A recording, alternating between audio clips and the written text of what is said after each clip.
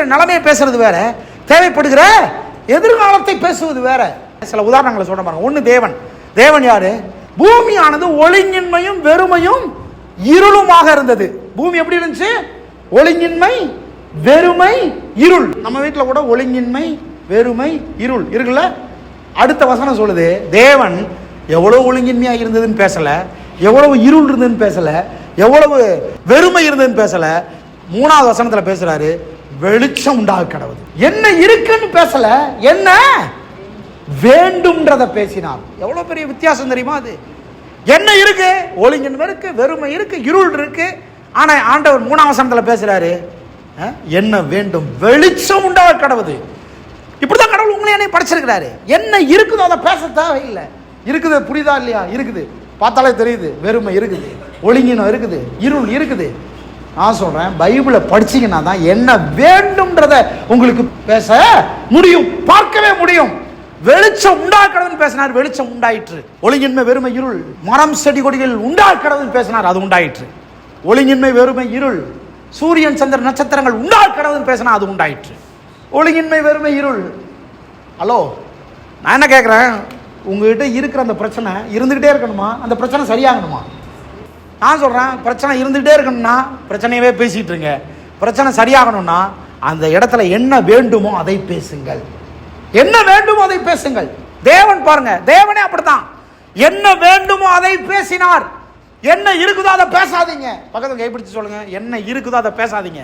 நல்ல முகத்தை பார்த்து சொல்லுங்க, என்ன இருக்குதோ அதை பேசாதீங்க. என்ன இருக்குது? பாக்கெட்டு வெறுமையா இருக்குது, இது பார்த்தாலே தெரியுது இல்ல, அதை பேசாதீங்க, அதை பேசாதீங்க. பணமே வான்னு பேசுங்க. இயேசுவின் நாமத்துல செல்வம் உண்டாக கடவுதுன்னு பேசுங்க, சுகம் உண்டாக கடவுதுன்னு பேசுங்க, ஆசீர்வாதம் உண்டாக கடவுதுன்னு பேசுங்க. இப்படி பேசலாம் நடக்குமா? அப்படிதான் நடந்துச்சு. பைபிள் அத்தனை பேருக்கு அப்படிதான் நடந்துச்சு. தேவன் வெளிச்சம் உண்டாக கடவுதுன்னு பேசினார், வெளிச்சம் உண்டாயிற்று. என்ன வேண்டுமோ அதை பேச வேண்டும். என்ன வேண்டும்? மனுஷ தயவு உண்டாக கடவுது, நன்மைகள் உண்டாக கடவுது, சுகம் உண்டாக, இதைத்தான் பேசணும். நீங்க இருக்கிறதே பேசிட்டு இருந்தீங்கன்னா பிரச்சனை அதிகமாகிட்டே இருக்கும். பிரச்சனை அதிகமாகிட்டே இருக்கும். தாவீது இருக்கிறதே பேசுற ஆளா இருந்தாரு ஒரு காலத்துல, ஆனா கொஞ்சம் மாத்திக்கிட்டாரு. கர்த்தர் என் கேடகமும் கர்த்தர் என் துருக்கமும் இருக்கிறார். நான் பயப்படும் நாளில் கர்த்தரை நம்புவேன். என் ஆத்துமா கர்த்தரையே நம்பி இருக்கும். பேச்ச மாறி போச்சு தாவீதுக்கு.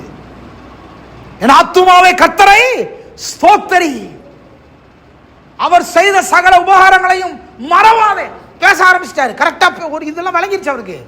அதனால தாவீதுடைய பேச்சு மாறிடுச்சு. தலையில கை வச்சு ஒவ்வொரு நாளும் சொல்லணும், ஞானம் உண்டாக கடவுது, ஞாபக சக்தி உண்டாக கடவுது. ஒவ்வொரு நாளும் சொல்லணும், நான் போகும்போது கர்த்தருடைய பாதுகாப்பு எனக்கு இருக்கிறது, அவர் கோலும் தடியும் என்னை தேற்றும், நான் மரண இருளின் பள்ளத்தாக்கில் நடந்தாலும் பொல்லாப்புக்கு பயப்பட மாட்டேன், என் சத்துருக்களுக்கு விரோதமாய் ஒரு பந்தி எனக்கு ஆயத்தப்படுத்தி என் தலையை எண்ணெயினால் அபிஷேகம் பண்ணுவார், என் பாத்திரம் நிரம்பி வலியும். பேச ஆரம்பிச்சிட்டார் பாருங்க தாவீது. இப்படிதான் பேசணும். தேவன் அப்படி பேசினார். ஒண்ணு. ரெண்டாவது, ஆதாம் 3:1-8 வாசித்தீங்கன்னா என்ன வேணுமோ அதை பேச ஆரம்பிக்கிறான். ஆண்டவர் 2 சொன்னாரு, எல்லா மிருகங்கள்லாம் படைச்சு கொண்டு வராரு, இதுக்கு பேர் வையின்றாரு. நீங்கள் நானும் பார்க்குற ஒவ்வொரு மிருகங்களுக்கும் பறவைகளுக்கும் பேர் வச்சது தேவன் இல்லை, ஆதாம் தான் பேர் வச்சான். காகத்தை கொண்டு வந்தார், காகம்னு பேர் வச்சான். யானையை கொண்டு வந்தார், யானைன்னு பேர் வச்சான். ஆதாம் தான் பேர் வச்சான். அங்கே வசனம் சொல்லுது, அவன் என்னவெல்லாம் பேரிட்டானோ அதுவே பேராயிற்று. நீங்க என்னெல்லாம் சொல்றீங்களோ அப்படியே பேராகும். அதனாலதான் ஆண்டவர் சொன்னார் ஆபிராம்கிட்ட, ஆபிராம்னு சொல்லாத, ஆபிரகாம்னு சொல்லு. ஆபிராம்னா மலடன் அர்த்தம். நீ மலடன் மலடன் மலடன் சொல்லிட்டு தானே குழந்தை பிறக்காது. ஆபிரகாம்னு சொன்னேன்னா அநேக ஜாதிகளுக்கு தகப்பன் அர்த்தம்.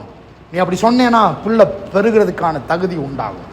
அப்ப என்ன பேசணுமோ என்ன வேண்டுமோ அப்படி கர்த்தர் பேச்ச மாத்துறாரு முதல்ல. அப்ப அப்படிதான் பேசணும்.